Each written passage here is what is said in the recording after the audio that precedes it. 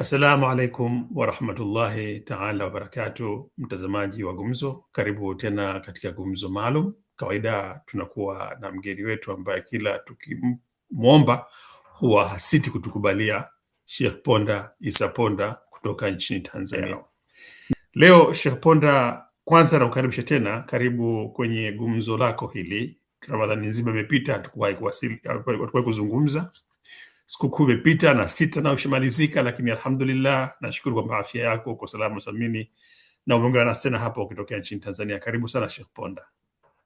Nashukuru sana brother Hassani, na kwa kweli tunamshukuru Mwenyezi Mungu ambaye ametujalia tukaweza kumaliza mfungo wa Ramadhani. Alhamdulillah. Na mimi leo ni sikukuu yangu ya sita, maana yake nimemaliza jana na leo niko kwenye sikukuu. Kwa kweli tunamshukuru Mwenyezi Mungu ambaye mwingi wa rehema ametujalia tukaweza kupata fadhila za Ramadhani pamoja na sita, na leo alhamdulillah tunafanya kipindi kujadili mambo muhimu yanayohusu maisha yetu. Ni jambo zuri. Nashukuru sana. Asante. Nikwambie Eid Mubarak. Takaballahu minna wa minkum. Wala asante. Wala asante. Siji naendelea bado. Haya, asante. Basi tuje katika maudhui yetu ya leo.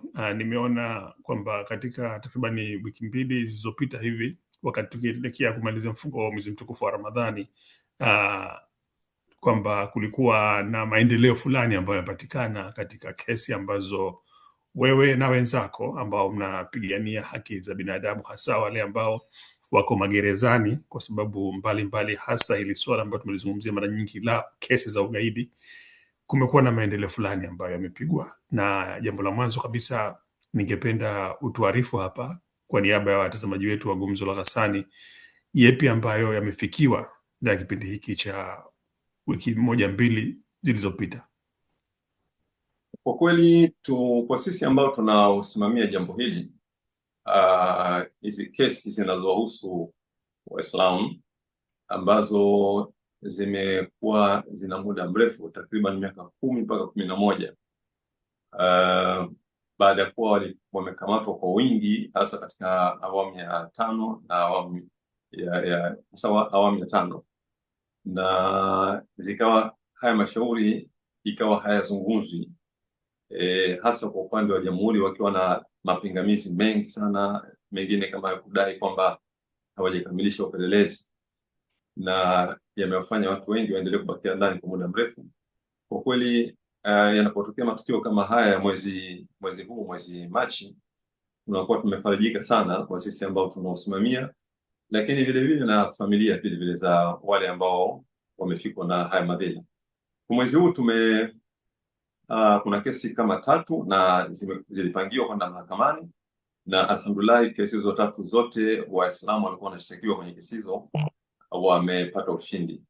Kesi ya mwanzo ilikuwa ni shauri la mwanzo lilikuwa tarehe 16, na hili ni shauri ambalo lilikuwa ni la kesi ya mashtaka yenye ya ugaidi, lakini wenyewe wanaita kwamba ni mashtaka ya uhujumu uchumi.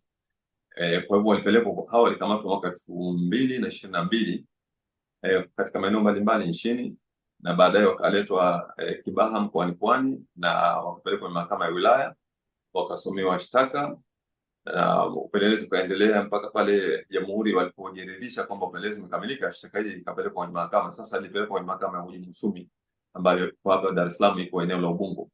Kwa hivyo hawa wameendelea shauri hili kwa muda mrefu, lakini walikuwa wamepelekwa sasa juzi kwa ajili ya kusikiliza uamuzi mdogo tarehe 16, na kwa bahati nzuri katika ule uamuzi wakawa wameshinda. Watu 6 wakaachiwa uhuru baada ya kuwa wamekaa ndani toka 1900 na 2022. Kwa hivyo huu ulikuwa ni ushindi wa kwanza ambao umetokea katika mwezi huu wa Machi.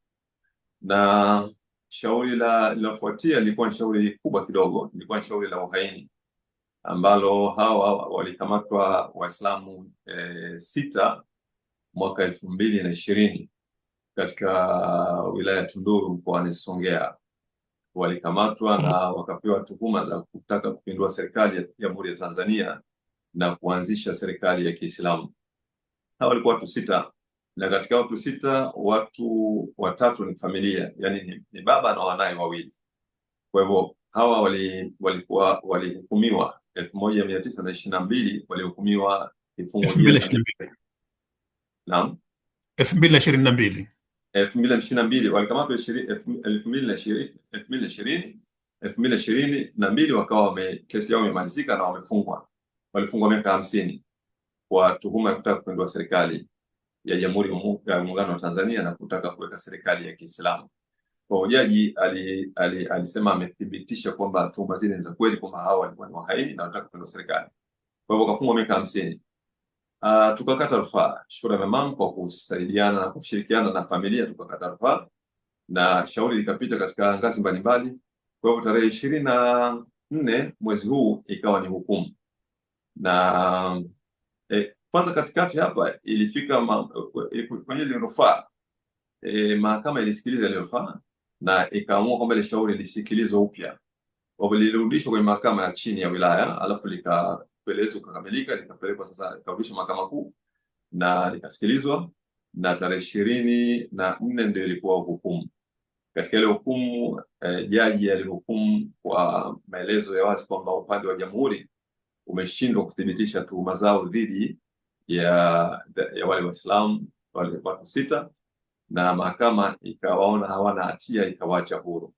Ili kwa tarehe 24 kwenye mwezi huu wa Machi, na la mwisho ilikuwa ni tarehe 25 ambapo watuhumiwa 3 na wenyewe vile vile walikuwa kwenye mahakama ile ya uhujumu uchumi, na kwa madai yale ya kutaka kula njama, ya kutaka kufanya ugaidi, lingine shtaka la kusaidia mambo ya kigaidi, na lingine la kukutwa na vilipuzi, yani vitu vinavyolipuka kama mabomu. Kwa hivyo hawa nao walipelekwa tarehe 25. Ilikuwa ni hukumu na wameshinda kesi hiyo ya hukumu.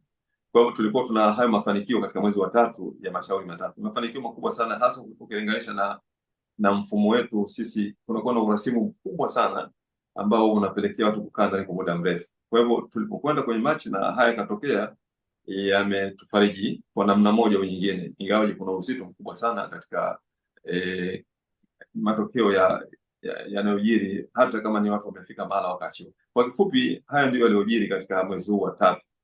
Ni mashauri ya 3 na tumepata ushindi kwa mkubwa kabisa. Naam. Hongereni kwa ushindi huu, bila shaka hongera kwa ndugu zetu ambao waliwekwa ndani muda wote huo na wengine wakahukumiwa na baadaye sasa wamepata afua ya mahakama kutokana na yaliyojiri. Kitu kimoja ambacho nimekizingatia wakati unazungumza makundi yote matatu haya ya ndugu zetu ambao wametoka jela sasa, ni kwamba wote wamehukumiwa kwenye mahakama inaitwa ya uhujumu uchumi, lakini mashtaka ambao walikuwa nayo yalilingana. Mwanzo walikamatwa kwa ugaidi, baadaye kuna mashtaka ya uhaini, baadaye kuna mashtaka pia ya uhujumu uchumi. Lakini nataka kujua kwa kiasi gani pana mfanano au pana uhusiano baina ya kile ambacho tukizungumzia huko nyuma katika mwenendo wa sheria ya kigaidi nchini Tanzania na sasa, kwamba watuhumiwa au washukiwa wa matukio haya wanapelekwa katika mahakama hii ya uhalifu wa kiuchumi. Kuna uhusiano wote ule? Wao kwa mujibu wa mfumo wa sheria kwenye sheria, kwenye tuhuma za ugaidi, yani unaweza kufanya ugaidi wa namna mbalimbali, yani unaweza kutumia kwa ugaidi wa namna mbalimbali. Okay. Unaweza kutumia kwa ugaidi labda kwenye maeneo ya afya, kwenye maeneo labda ya uchumi, kwenye maeneo tofauti. Lakini kwa ujumla kwamba unatumiwa kwa ugaidi. Sasa tulichokiona sisi, kwa hivyo kimfumo wa sheria inakubalika wao, lakini sasa tulichokiona sisi kana kwamba kuna namna fulani hivi imefika mahala kwamba ili jambo limekuwa linatia aibu la kuwatuhumu watu kwa ugaidi. Tuhuma inakuwa ni kubwa ambayo haionekani. Sasa tunadhani kwamba kuna utaalamu fulani unaotumika angalau kuipoza ile lugha. Kwa hivyo inaonekana hawa watu wanapelekwa kama vile wahujumu uchumi. Sasa lugha inatumika hiyo kwamba ni wametuhumiwa kwa sababu ya kuhujumu uchumi na wanakuwa kwa mahakama kuhujumu uchumi. Kwa hivyo kimaelezo kama watu watasikia kwenye vyombo vya habari wataona ni kesi za uhujumu uchumi, lakini ukienda kwenye kesi yenyewe unakuta tuhuma yale mashtaka yenyewe ni ya ugaidi. Maana kama hivyo wanatuhumiwa kwa sababu ya kufadhili, wanatuhumiwa kwa sababu ya kufadhili mambo ya ugaidi, wanatuhumiwa kwa sababu ya kupanga njama za kutaka kufanya ugaidi. Yani mashauri yenyewe ukienda unakuta hivyo, ingawaje hawa watu kwenye mahakama ya uhujumu uchumi. Kwa hiyo tunahisi kama ni namna fulani hivi ya kwamba hii jambo sasa limekuwa mbele na kera, inaonekana kama ni tuhuma ambazo kubwa ambazo hazina uhalisia, zinatia aibu. Kwa hivyo zinapewa sura fulani hivi angalau ya kupunguza ile aibu. Kwa hivyo unaita uhujumu uchumi, lakini katika uhalisia mle ndani kunakuwa tuhuma zile za ugaidi na matikana kwa nini. Kwa hivyo tunahisi kama kuna namna fulani. Lakini katika muktadha wa yote matatu, wale ambao walishtakiwa kwa uhaini, wale ambao wameshtakiwa kwa ugaidi moja kwa moja, wale ambao wameshtakiwa kwa uhujumu uchumi au chini ya kivuli cha uhujumu uchumi, bila shaka ni makosa yote makubwa kwa mujibu wa sheria za nchi. Kwa mfano, kosa la uhaini hukumu yake ni kifo, ama sivyo? Vivyo ugaidi na uhujumu uchumi, makosa ambayo hayana dhamana kwa ukubwa wake, ama sivyo? Kwa hivyo ni makosa makubwa yanavyotajwa, si makosa madogo. Namna ingawa hili la uhaini halikuwa kwenye mahakama ya uhujumu uchumi. Wala. Isipokuwa wale sita wa kwanza ndio walikuwa kwenye uhujumu uchumi na hao watatu.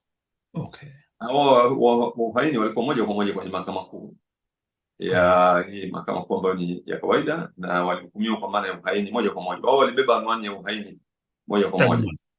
Lakini walikamatwa kwa ugaidi. Wao ni wahaini, walitaka kupindua serikali yao. Lakini walikamatwa kwa ugaidi, au kwa sababu walitaka kuweka serikali ya Kiislamu ndio maana wakaitwa magaidi?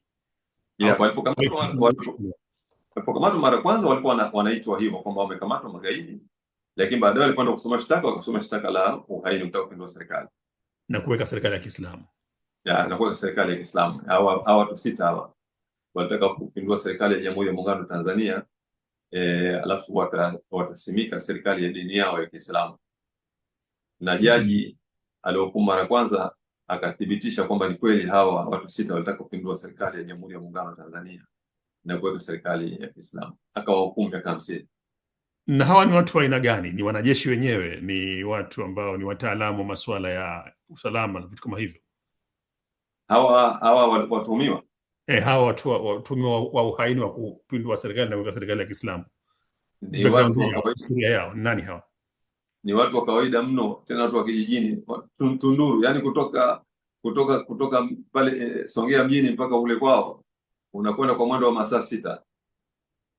Alafu kama nilivyokueleza kwamba wakati hawa mmoja ni baba na wanae wawili, ni watu wa kawaida mno, maana yake watu wa kijijini kabisa. Yani hata ule ufahamu wao wa mambo mengi ni mdogo sana.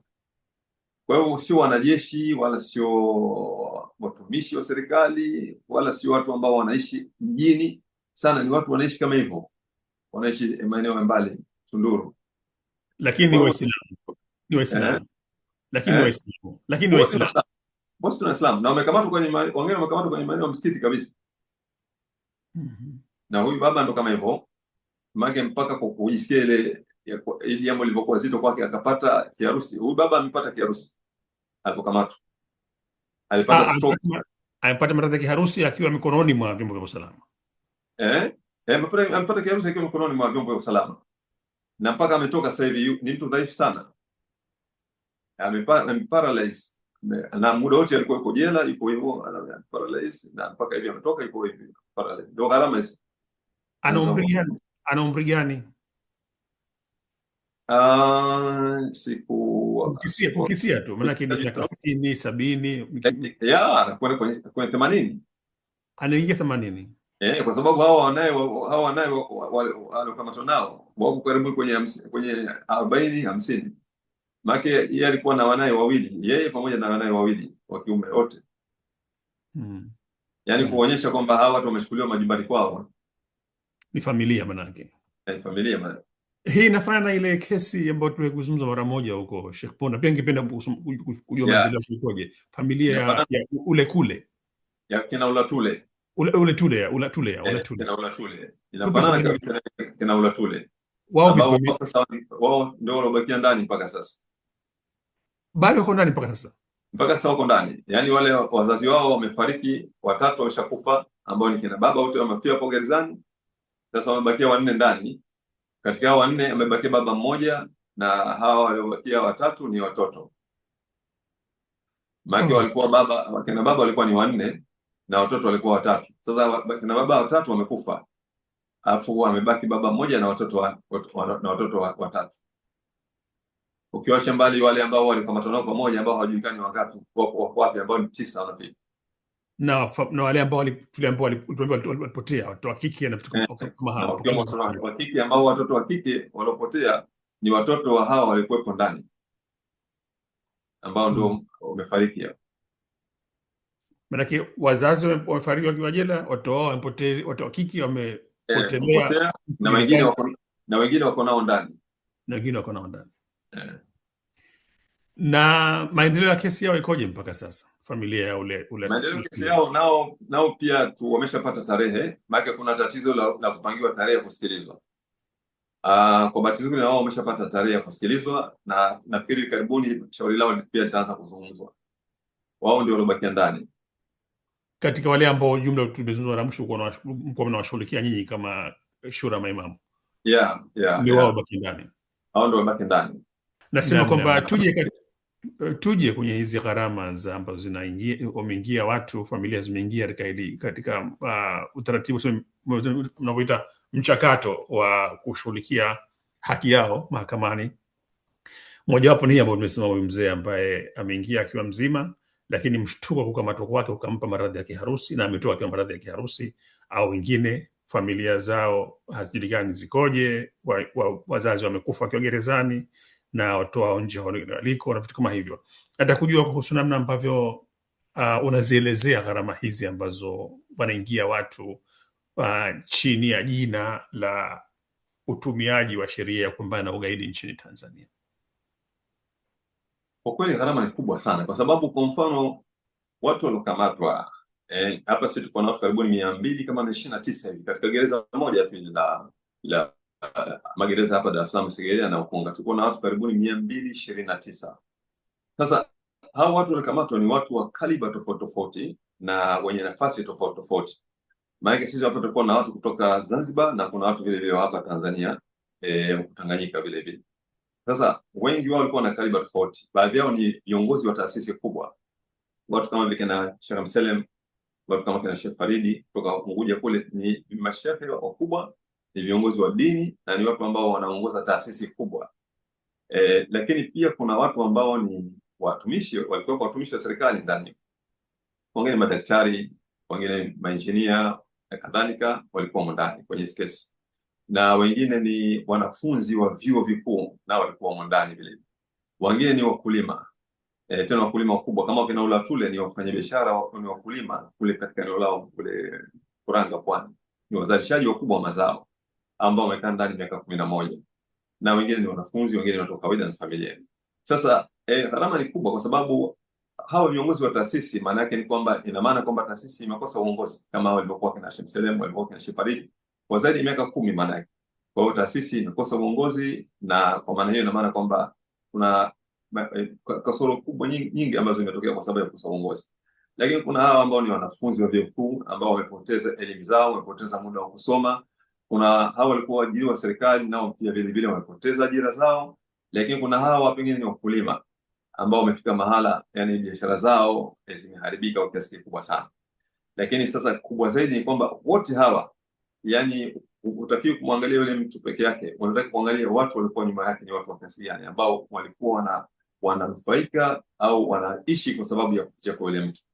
Kwa ujumla ukiangalia gharama ni kubwa sana ambayo imetokea katika tukio hili, na kwa bahati mbaya ni kitu cha kushangaza hapa nchini kwetu Tanzania, yani maslahi ya mtu raia wa kawaida, hasa pale ambapo inapotokea tu akatuhumiwa na serikali, hayazingatiwi kabisa, kiasi kwamba yani mtu kama hivi anatoka ameharibikiwa kabisa. Lakini hukuti kama kuna mfumo wa serikali ambao umemzingatia mtu ambaye amefika mahala inaonekana kabisa kwamba alikuwa kwenye amepata mtihani mkubwa, lakini ni mtu ambaye innocent, yani hana makosa yote, lakini hakuna mazingatio kabisa ya mtu kama huyu. Kwa matokeo yake mtu anarudi gharama, amepata gharama kubwa, na gharama hizo anabeba mwenyewe. Yani habebi yule ambaye amemsababishia matatizo, hizo gharama anabeba yeye mwenyewe ambaye alisababishia matatizo. Tatizo ni kubwa sana na gharama ni kubwa sana katika jambo kama hili. Naam, na familia zinajijengaje upya? Manake baada ya matukio kama hayo, je, kuna namna yoyote ambayo, bila shaka umeshasema hakuna msaada wote ambao wanapata kutoka serikalini, serikali ambayo imewakamata ikawapotezea maisha yao, wakati wao ikawapotezea maisha. Manake bila shaka wanapopoteza baba katika familia, umepoteza kiungo muhimu kabisa, unapoteza muda wake, unapoteza heshima yake katika jamii na kadha wa kadha. Kwa hivyo hawana msaada ambao wanapata kutoka serikalini. Vipi kuhusu jamii? Vipi kuhusu mapokeo ambao wanapata katika jamii wanapofikia, na vipi nyinyi kama ambao mmepigania kuwa angalau kuwa nasua na makucha haya kwenye mikono ya vyombo vya dola? Je, baada ya hapo kuna njia yote ambayo mnapata msaada wa kuwasaidia na wao pia?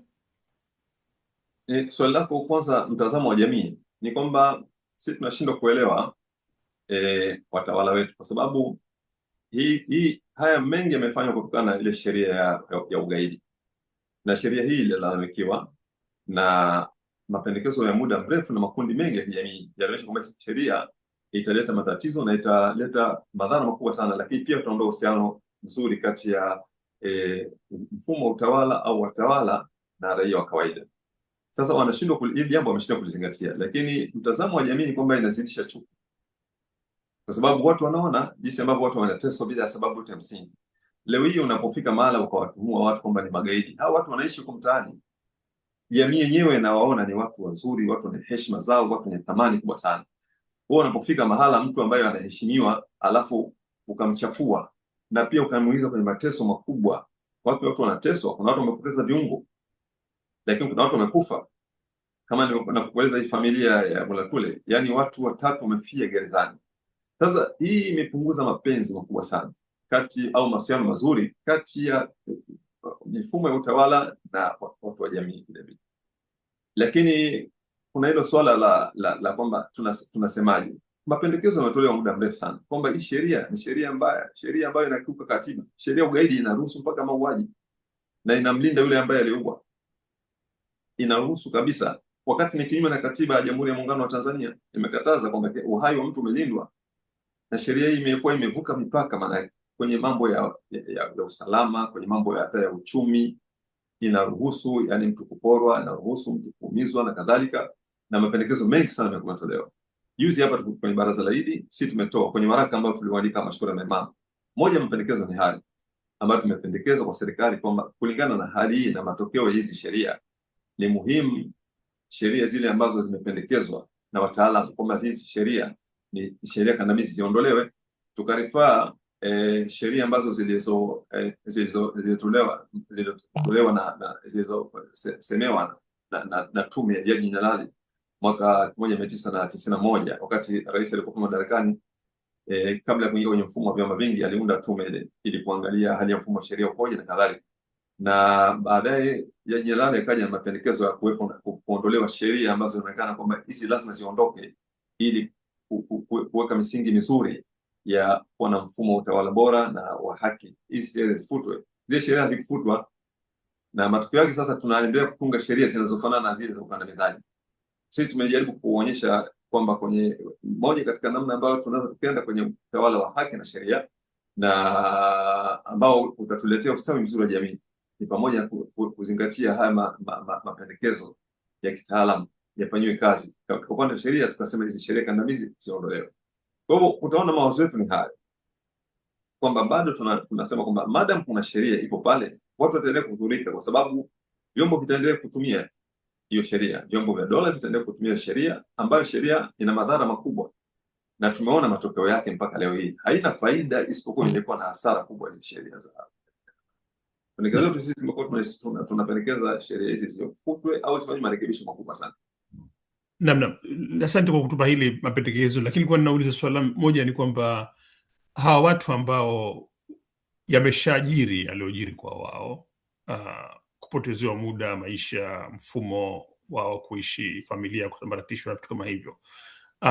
Umeshasema kwamba hawana msaada wote ambao wanapata kutoka kwa mamlaka ambao zimewaingiza katika hali hiyo. Lakini je, vipi nyinyi kama wanaharakati wa haki za binadamu kupitia Shura Maimamu na taasisi nyingine ambazo mnapambana kwa ajili yao wao, muna njia yote ambayo mnapata namna ya kuwasaidia baada ya kutoka katika mikono ya vyombo vya dola, au kwa sababu ya hali ilivyo ngumu ni kwamba mnatimiza wajibu wenu bila shaka, na sisi tunashukuru sana kuweza kuwatoa, lakini baada ya hapo tena ni juu ya mtu mwenyewe? Sisi kwanza kwa kipindi chote ambacho wanachukua kwa ndani, tunajitahidi sana, especially Shura Maimamu, tunajitahidi sana kuwapatia huduma. Tunawapatia huduma za chakula, tunawapelekea kadri ya uwezo wetu, na pia dawa vile vile, sababu mara nyingi kule wanakuwa wanaumwa sana, lakini hospitali za kule zinakuwa hakuna dawa. Kwa hivyo mara nyingi tunapokwenda kule huwa tunachukua vyeti, tunakuja kununua dawa, tunawapelekea na mahitaji mbalimbali. Lakini wanapotoka huwa tunajaribu kueleza kwa kina juu ya hali zao huko kwenye misikiti na kwenye jamii, kuwahamasisha wananchi Waislamu na wale wanaopenda haki, ili waweze kujua kwamba kuna tatizo hili ambalo limewafika. Hawa wenzetu ni watu ambao wamekaa ndani muda mrefu na shughuli zao zimekwama. Mtu amekaa ndani miaka 10, mtu amekaa ndani miaka 11, anatoka. Huyu ni mtu ambaye hiyo dunia yenyewe imebadilika kwa kiasi kikubwa kabisa. Hayo maeneo ya makazi yao hawajui chochote kile cha kuanzia. Kwa hiyo sisi huwa tunajaribu kueleza hii hali na kuwataka wananchi waongeze nguvu zao, kwa sababu hakuna mfumo, hakuna mpango kwenye dola hili inaweza kumzingatia watawala wetu, kumzingatia raia wa Tanzania kwa kiwango hicho. Huo binadamu hatuuoni kabisa, jambo ambalo kwa kweli litakiwa lifanyike. Hakuna namna, ni watu wachache wangeweza kusaidiwa kabisa. Tukakaa ndani miaka 10, tukakaa ndani miaka 11, na baadaye imethibiti kwamba mtu huyu alikuwa hana kosa, ameteswa muda mrefu, halafu asizingatiwe kabisa. Kwa hivyo sisi tunajaribu kushughulika zaidi na umma, kujaribu kuwataka watu wawasaidie, na ndio wito wetu. Hata katika fursa hii naitumia, tunaomba wananchi wawasaidie hawa wenzetu. Kuna hawa wenzetu walikuwa kwenye kesi ya uhaini, ni kesi kubwa, na sisi tunalaumu sana kwa kweli, kwa sababu juzi hapa ulikuwa kuna kesi za uhaini, watu walikamatwa kwa tuhuma za uhaini kwamba walitaka kupindua serikali Oktoba 29, lakini chukua muda mfupi tu wakasamewa, wakaachwa na biashara ikaisha. Hao wamekaa ndani toka 2020, lakini hawakuzingatiwa. Sisi hatujui kwamba hawakuzingatiwa kwa sababu ni Waislamu, na hatujui mifumo yetu inaleta mkanganyiko mkubwa sana. Sababu juzi hapo kuna watu wamekamatwa kwa kesi za uhaini kwenye Oktoba 29, wakafunguliwa mashtaka, baada ya kama mwezi mmoja ikawa wameachiwa. Lakini hao wamekamatwa 2020, wamekaa ndani miaka 6. Leo hii tena wamekuja kushinda, sio kwa kuachiwa, wamekuja kushinda na imethibiti. Hawa ni watu wanatakiwa kuzingatiwa, wapewe thamani ile ya utu wao na ubinadamu. Kwa mfano, kuna huyu mzee amepata stroke, matibabu yake amekuwa anatibiwa vipi, anaangaliwa vipi? Kwa hiyo sisi tunaona mahali pa kukimbilia kwenye umma. Tunajaribu kuwaomba watu wawe na moyo wa kusaidiana. Sisi tumepambana, Shura Maimamu imepambana sana. Hapo ndani tulikuwa na watu 229 walikuwa ndani. Leo hii wamebakia 13. Mashaallah. Wamebakia 13 na ni miaka 10, na tumeendelea kwa muda wote kuwapelekea huduma zote, ikiwa ni na huduma za mawakili. Lakini sasa sisi hatuna uwezo wa kiuchumi. Kwa hiyo tunawahamasisha watu washiriki kuwasaidia hawa watu wanapotoka. Sasa wasaidie, tuwasaidie. Ndio wajibu, ndio uduu, ndio karibu, ndio binadamu. Katika mwenzako, kujua shida na matatizo ya mwenzako. Na kwa sababu tumetoka kufunga mwezi wa Ramadhani, sasa hivi tumefundishwa, Ramadhani imetufundisha huruma, imetufundisha ubinadamu na kadhalika. Kwa hiyo tuwazingatie hawa wenzetu. Wito wetu ni huo. Na vizuri umezungumza hili, maana pale mwanzo umetangulia kusema kwamba miongoni mwa mapokeo wanayopata watu wakirudi katika jamii ni vile kwamba wao wenyewe wanakuwa, kwa sababu ya dhuluma ambayo imetokezea kwa wao, chuki inaongezeka baina ya wao na mifumo ya nchi, kwa sababu ulikuwa na hofia kwamba labda kutakuwa na chuki ambayo inaongezeka au inajengeka baina ya wao na familia zao na wenzao katika jamii, kwa maana ya kusema kwamba, kwa sababu kitu kimoja ambacho kinafanana kwa matukio yote ambayo umeyataja Sheikh Ponda haya ni kwamba hawa ni watu wa jamii ya Kiislamu ambao yanawakumba haya. Kwa hivyo miongoni mwa athari mbaya ambazo nilikuwa nadhani zingeweza kutokezea, lakini alhamdulillah hujazieleza na ningependa kupata ufafanuzi wako, ni chuki baina ya wao kama Waislamu na wenzao ambao si Waislamu. Lakini inavyoonekana kwamba alhamdulillah Tanzania hili mmelivuka pakubwa sana, hakuna chuki baina ya Waislamu na wasiokuwa Waislamu mitaani, ama sivyo? Ni kweli tena Naam. Nikuongezea jambo katika hilo. Katika mawakili, kwa mfano kesi ya uhaini, ndio katika mawakili ambao walikuwa wamesimamia hiyo kesi, miongoni mwao ni Wakristo. Mashaallah. Na juzi jana nilikuwa naongea nao hao mawakili, na niliongea nao kwa maana ya kuwapa pongezi. Nimewapa pongezi kubwa sana kwa ushirikiano wao, na walifanya vizuri na walisimama vizuri kabisa kwenye kesi yenye Waislamu watupu ya uhaini na kutaka kupindua serikali ya Tanzania na kuweka serikali ya Kiislamu. Lakini katika mawakili tulikuwa nao Wakristo walikuwa, na walisimama vizuri kabisa, na ni ule usimamizi wa mawakili wetu umekuwa na mchango mkubwa sana katika ushindi uliopatikana. Naam.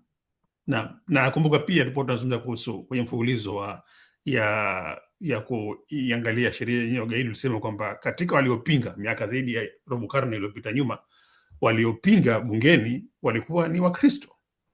Ndio. Wabunge wa Kristo walisema kwamba hii sheria inakuja kuligawa taifa letu. Kwa hivyo ni kwamba mpaka sasa, na Mwenyezi Mungu tazidi kuombeeni kwamba mmevuka ile kitu ambacho kingeweza kujengwa cha kujenga chuki baina ya Waislamu na wasiokuwa Waislamu kupitia sheria ya ugaidi ambayo kama unavyosema inawaandama zaidi watu wa jamii moja, kwa maana jamii ya Kiislamu.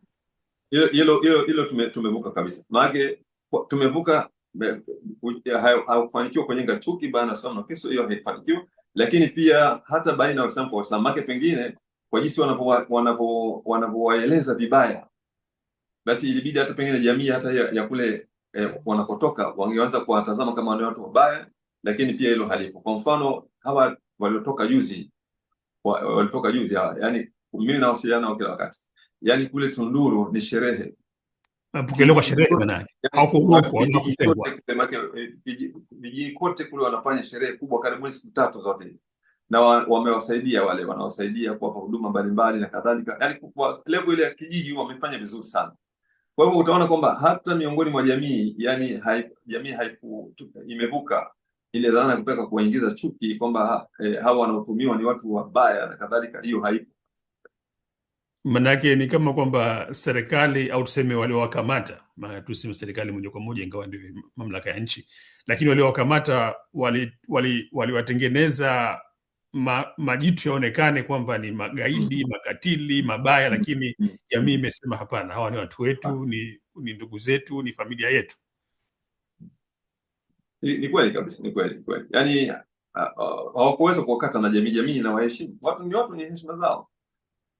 Jalia kwa mfano walipokamata watu kama kina Sheikh Mselem, unamchafuaje mtu maarufu duniani, maana yake mtu ambaye ni mfasiri mkubwa wa Qur'ani Karim, kwenye dhambi mbalimbali anasikilizwa, watu wote unamwita huyu mtu gaidi. Yani wewe ndio unaonekana kwamba ni tatizo, wewe ambaye unaweza kumuita mtu mwenye heshima kubwa kama ile afu ukampa anwani chafu, yani jamii itakutazama kama wewe ndio tatizo. Haiwezekani umchafue, huwezi kumchafua mtu ambaye ana hadhi kubwa.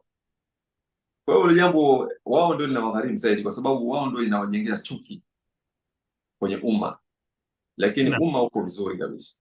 Na miongoni mwa mafanikio mengine ya kisheria ambayo maki, kwanza nikwambie Sheikh Ponda, binafsi na kuhusudu sana wewe na wenzako kwa sababu mmeamua kutumia njia ya sheria kukabiliana na yale ambayo mnaona kwamba si sawa katika jamii. Mnakwenda mahakamani, mnashinda, mnashindwa, mnarudi tena, mnatumia njia hizo, makongamano, mnatumia njia ambazo zinaitwa non violence, kwa maana njia ambazo hazitumii vurugu, hazitumia tu njia za amani za kisheria kupambana na mfumo ambao mnadhani hauko sawa.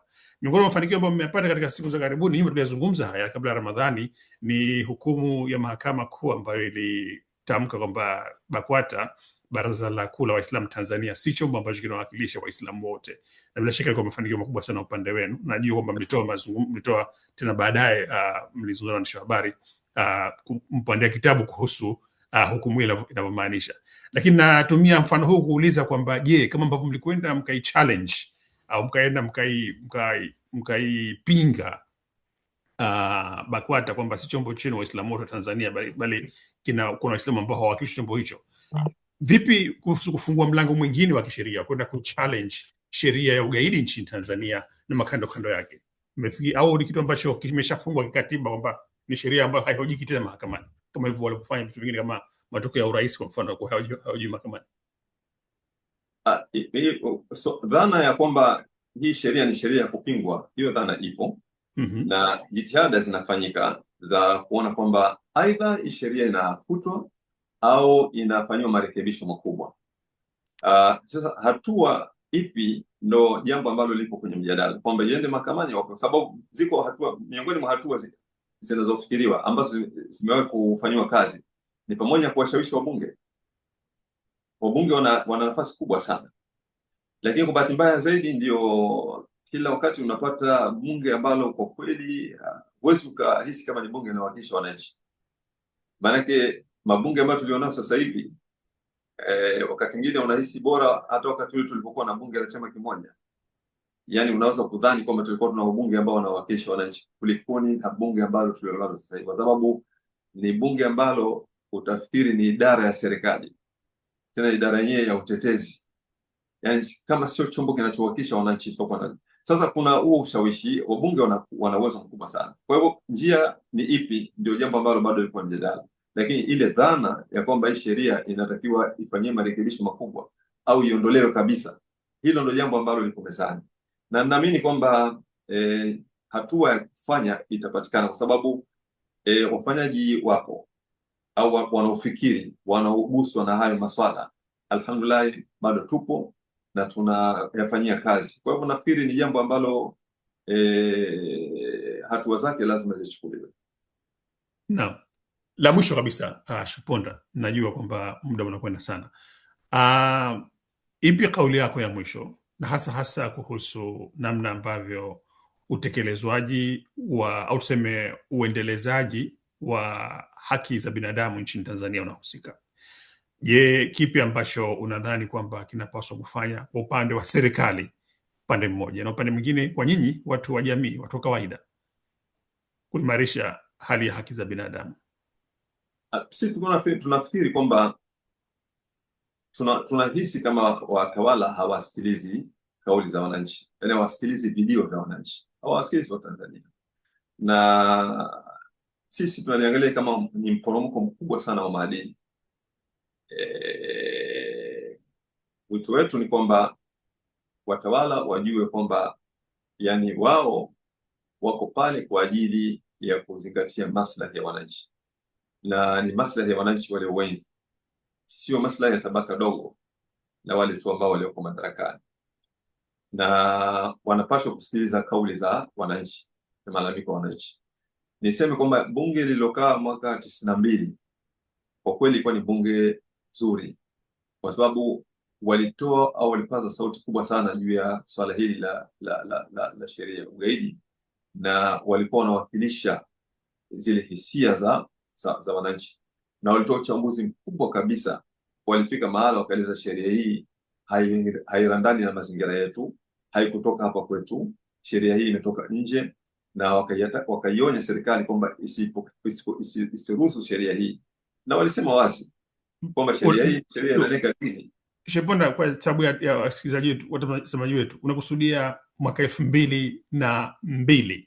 2002 wakati ilipopitishwa mswada wa sheria ya ugaidi. Naam, endelea.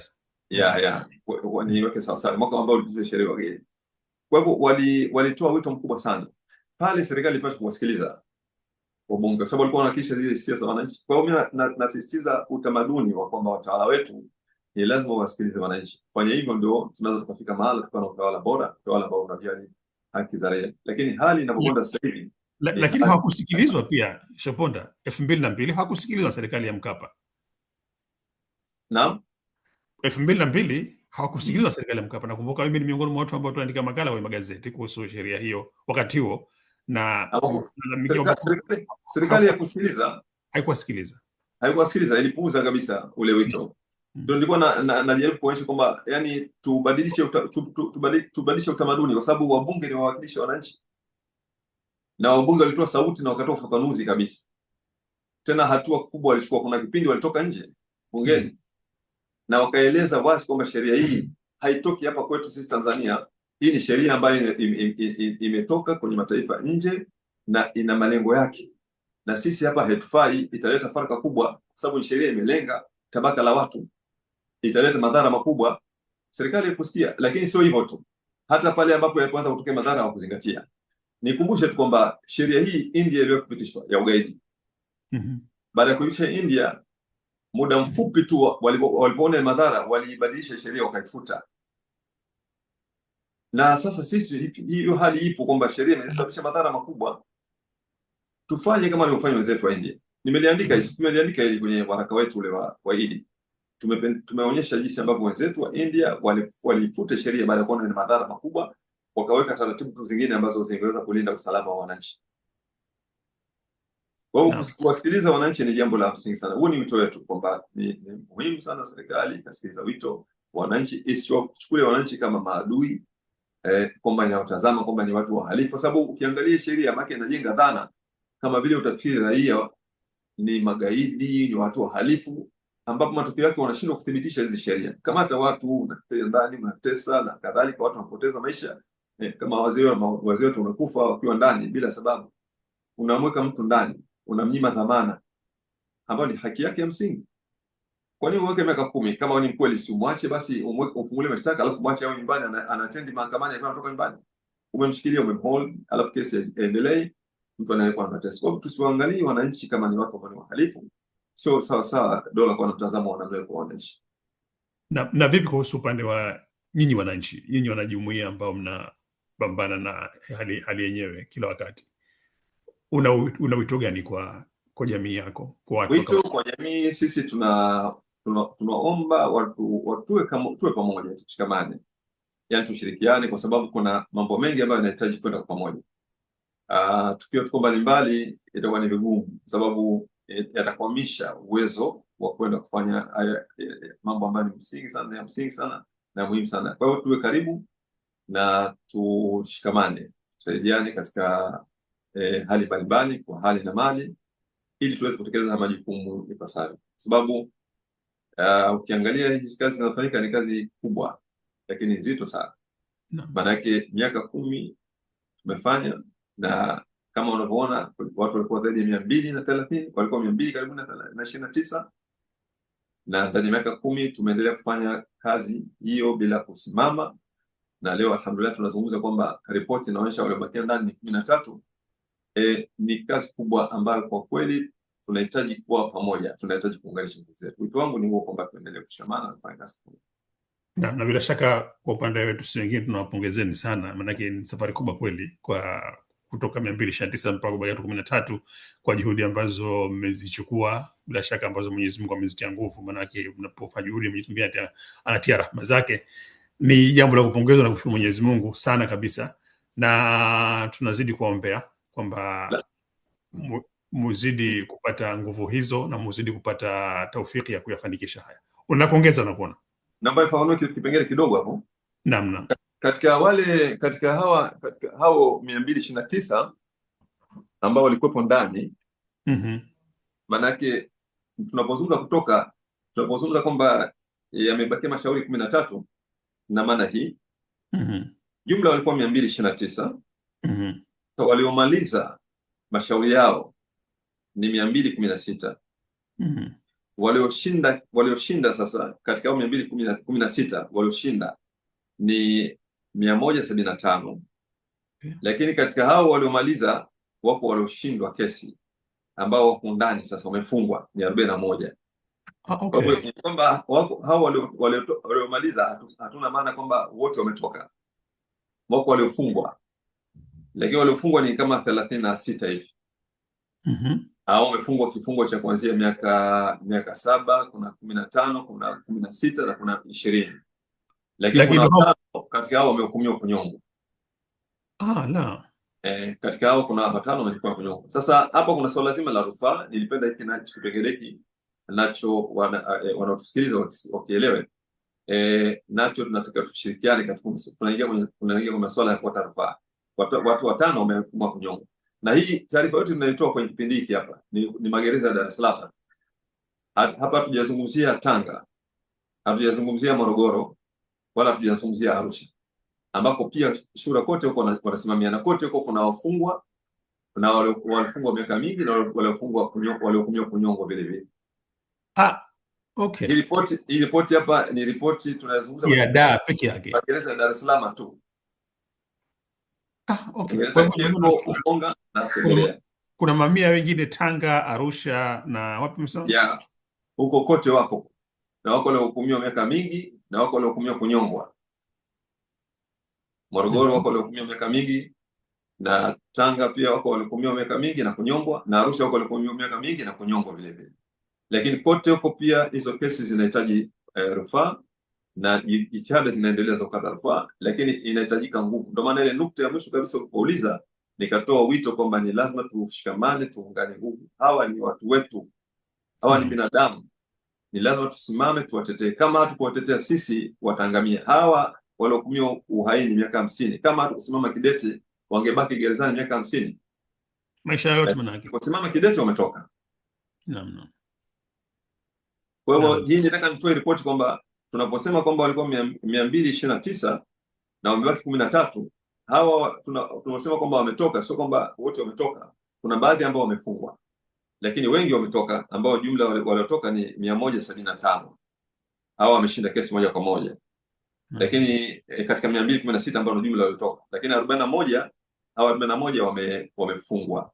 Watano kati yao wamehukumiwa kunyongwa, na wengine kuna miaka 7, kuna miaka 15, kuna miaka 16 na kuna miaka 20 kwa haya magereza ya Ukonga na Segerea.